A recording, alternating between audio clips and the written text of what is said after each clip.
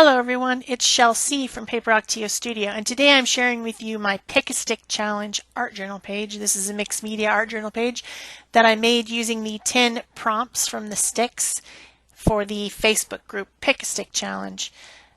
Linked below in the description box is another 3 videos from my friends who manage this group with me, and you can go and watch them as well, using the same prompts. These are the prompts for October 2016. And the first one was to drip and squirt. So I used some Decoart Media Line sprays and sprayed on there, then used some water to make it drip down the page and splatter. I decided it looked better the other direction. This time I'm not planning my page, I'm just taking the steps as they go. And so I decided that that really kind of looked like a coral fan and some water and different things. So I decided to make a sea page, an ocean scene. The next step, step 2, was to add paste, which I assumed is modeling paste. And so I got out some of my light modeling paste from Liquitex, and I put a little bit of Decoart fluid acrylic from their media line to color it.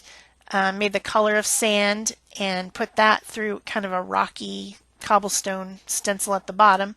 And then I changed up the color a little bit by adding some green gold and then also some of that Decoart spray, which is a lime green color, to make a more green color. And then I'm going to use a branch stencil to add kind of a section of that real branchy looking coral on the side of my page. The knife did slip under the stencil a couple times to make a mess, but I will clean that up later, I promise. Yeah, I don't like that mess, but that's how it happened this time. Step 3 was to make a stencil, and step 4 was to use hot glue.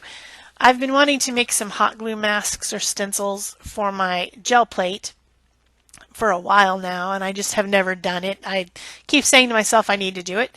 So I decided to combine these 2 steps and make a stencil out of hot glue. I don't think that's cheating at all. I wanted kind of a seaweed looking type of a stencil, and so I used my nonstick craft mat. This is an old one, and drew with the glue gun onto the mat.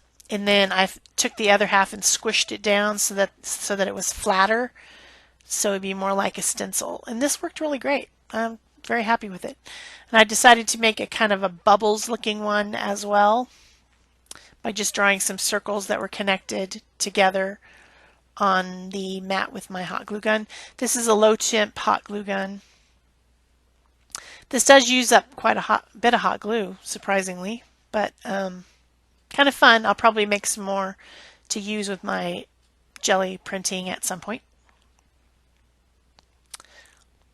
So then to use my stencils, I got out some more of that Decoart Media Line fluid in cobalt turquoise and titanium white and mixed it with a lot of water. I think the stenciling would have went better if I hadn't used a brush and I had used some type of a spray instead, but I wanted this very fluidy, liquidy, very light touch on my water background here. So I didn't use a spray, I just used this instead. Also, the sprays that I was using are the Decoart's ones that don't run with water. They're not water soluble, and they only come in a few colors. They really should make those in a lot more colors. That's what I think. The next step was to use either whiteout or pearl powder. I decided to use pearl powder, and I'm using this Pearl X, which I've had for ages. It's like a mica, fine mica powder with some gum arabic for binding. It's just what I have to use with it. I'm not really sure why. You could probably also mix it with, you know, some type of your regular medium, like a liquid medium. You wouldn't want to use a matte though, because it would ruin the pearliness of it. You'd want to use a glossy medium, but gum arabic works fine. I just put some on my palette, and then I'm dipping my brush into it and then into the powder and kind of blending it on the page. And then at some point I decide the powder needs to be blended into it to make it easier, kind of make a paint. So I did that as well. And this just adds a shimmer. This particular color is Interference Gold, Pearl X. I have a few colors of it, but this just adds a gold shimmer, gold tinted shimmer to stuff. So I will show you that when I slow down the video here. You can see the shimmery parts. Kind of cool, kind of fun. The next step, step 6, is to use a tab. I don't like this step. I don't have a tab. And yes, it says tab, not tag, but I get out my box of assorted tags here, and I decided to make a tag tab. It totally made sense to me at the time. And I'm trying different ones, and then I end up settling on one eventually. And I let it hang over the edge of the page to make a tab like you would have on a folder, but it's made out of a tag. So it's a tag tab. And then I decided it needs a little bit of color, and I see this washi tape that's just sitting there. Decide to use that to add a little bit of color to it. Could have used anything, could have stamped it, painted it, you know, whatever, but decided to use that because it was right there on my desk and it was the right color. So then I attach my tab with a stapler to the edge of my page. And that's it, a tab. Tag tab. I thought I might write on it, but then I decided not to. The next step was to add texture, and then I decided I would use these very textural letter stickers that I have. They're made out of chipboard, so they stick out quite a ways. I got these at Tuesday morning, and I'm just trying them out, and then I decide to color them using some acrylic paint, Decoart Media Line Primary Cyan, I think is the name of it, and color them blue. Paint them blue. They are stickers, but they're not very sticky, I decided, so I did end up gluing them on. So I'm just peeling off the back and sticking them, and then I decide, no, they're not going to stay. Stickers never stay, so I use some Aleene's tacky glue to glue them down.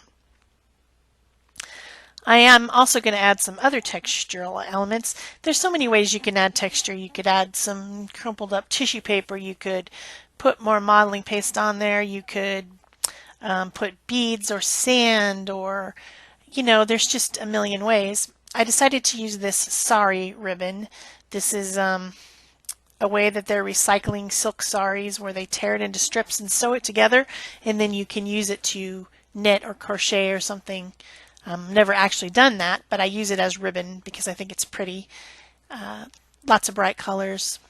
And I just ordered a assorted, like a big chunk of assorted color off of Amazon at one point, and it's lasted a really long time. So I just kind of tear them apart. These are a couple pieces of green, and I'm using some matte gel from Liquitex, medium, to stick them down. I'm kind of spinning, twirling them and spinning them, and then just gluing them down to make some more seaweed. And that's probably, that one little corner is probably my favorite of all the page. So the next step was to use a jelly print or deli scribble. These are some pieces of deli paper that I put underneath my projects when I'm working on them, mostly to cut down on the glare from my craft sheet in the camera. And then I get overspray and, you know, extra stuff on them, and then I just save them. Sometimes I use them to gel print on, and sometimes I tear them up and put them in my color boxes for different pieces of collage. These just happen to be laying on the floor, like so much stuff is right now, and often is just not put away, just laying on the floor next to my desk. So I drew on a couple fish on the backs, and cut them out, and then I'm attaching those to my sea page, my seascape, using the same matte gel medium. The next step was to make your own stamp. Again, so many ways to make a stamp. You could cut things out of fun foam. You could put some rubber bands around a wood block and make a stamp out of it. You could cut something out of sponge. In this case, I'm just going to carve a stamp again because I have this piece of the eraser left from my ATC project this month. Also, one of the steps was to make a stamp. So I used a very large eraser from the dollar store, and it's like probably started out maybe 6 inches by 3 inches and probably an inch thick. And I made that sunflower stamp if you watched that video. It was an ATC video. This is the leftover piece, and so I decided to make some bubbles. The stamp wasn't particularly successful this time because the bubbles didn't turn out very rounded. I'm in kind of a mood. I will admit it. I'm in a mood, and I was just impatient. I just didn't want to do it. I just was like, grr, why am I even doing this? I don't want to make this stamp right now. So I didn't overly fuss or be super, careful. And I mean, I was careful, but I didn't spend a whole lot of time refining it and, trying to make everything perfect. I just got it to the point where I was happy enough, and I just went ahead and stamped with it. So that sometimes happens when you're just not in the mood. At that point, I decided that it was too thick for this small of a stamp, so I just cut the whole thing in half and made it thinner. It was so chunky, I just didn't like it. So I'm switching out different tips and trying to get this cleaned up the way I want it. It's small, it's finicky, and it's hard to make circles. It's hard to get a circular shape going when you're doing this, for me anyway. This is probably only maybe the 4th or 5th stamp I've ever carved, so I'm not that good at it yet. If you really want to see stamp carving, you should watch Eva LeVay's video where she made me this adorable stamp. I'll try to remember to link it in the iCard above. Such a cute stamp that she made me. She's good. She's good at stamp carving. So I'm just about done with this, and I've got some manganese blue that I'm going to stamp these bubbles with onto my page. I think that's the color, manganese blue, manganese. So there you see how it stamps. It's not perfect, but you can definitely tell that it's bubbles. They're just maybe not perfectly round. So step 10 was the easiest one of this entire thing. It's to use a sponge. I just got out one of my craft sponges and I'm sponging around the edge of my page to give myself a border using that same manganese blue color in the archival ink. That was so easy in comparison to everything else on this one. It was, we call Pick a Stick Challenge a challenge because it's a challenge, sometimes more than others.